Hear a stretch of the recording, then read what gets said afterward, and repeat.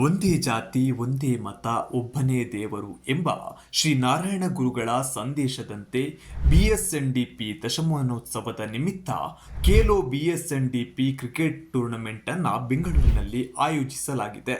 ಇದರ ಪ್ರಯುಕ್ತ ರಾಜ್ಯದ 31 ಜಿಲ್ಲೆಗಳಿಂದ ಮಹಾತ್ಮರ ಹೆಸರಲ್ಲಿ ಕ್ರೀಡಾ ಜ್ಯೋತಿ ಯಾತ್ರೆಗಳು ಬೆಂಗಳೂರು ನಗರಕ್ಕೆ ಆಗಮಿಸಿ ಬೆಂಗಳೂರು ನಗರದಲ್ಲಿ ಮಹಾತ್ಮರ ಕ್ರೀಡಾ ಜ್ಯೋತಿಗಳ ಸಂಗಮ ಆಗಲಿದೆ.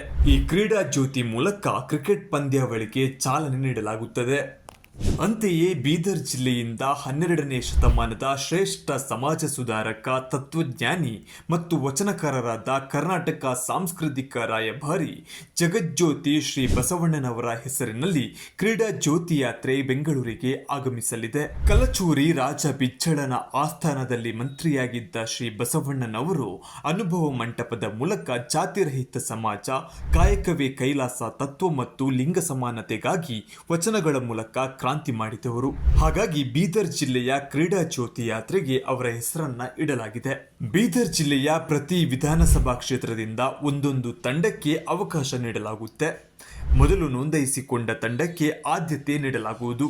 ಈ ಒಂದು ಕ್ರೀಡಾ ಜ್ಯೋತಿ ಯಾತ್ರೆಯು ಬಿಎಸ್ಎನ್ಡಿಪಿ ಸಂಘಟನೆ ಹಾಗೂ ಡಿಡಿಯು ಒಬಿಸಿ ಸಂಘಟನೆಯ ರಾಜ್ಯಾಧ್ಯಕ್ಷರಾದ ಸೈದಪ್ಪ ಕೆ ಗುತ್ತೇದಾರ್ ನೇತೃತ್ವದಲ್ಲಿ ನಡೆಯಲಿದೆ.